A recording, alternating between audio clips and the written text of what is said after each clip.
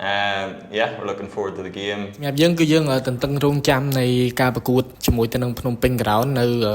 ថ្ងៃអាទិត្យនេះគឺជាការប្រកួតចុងក្រោយសម្រាប់នៅក្នុងដីរបស់យើងក៏ដូចជាការប្រកួតរបស់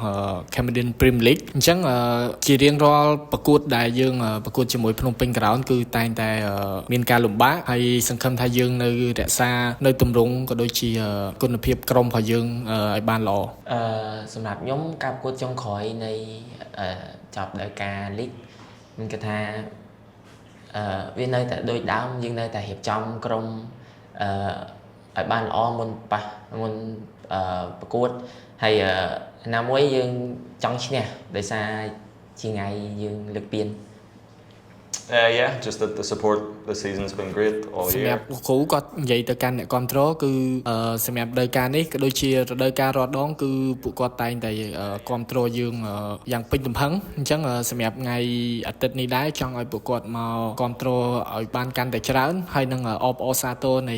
ពានរង្វាន់ទាំងអស់គ្នាខ្ញុំចង់ឲ្យអ្នកស្វ័យរៀងមិនថាអ្នកស្វ័យរៀងឬក៏អ្នកនៅភ្នំពេញអ្នកដែលគ្រប់គ្រងស្វ័យរៀងចង់ឲ្យទៅចូលរួមអស់គ្នាដោយសារថ្ងៃហ្នឹងគឺអស្ចារ្យសម្រាប់ពួកខ្ញុំ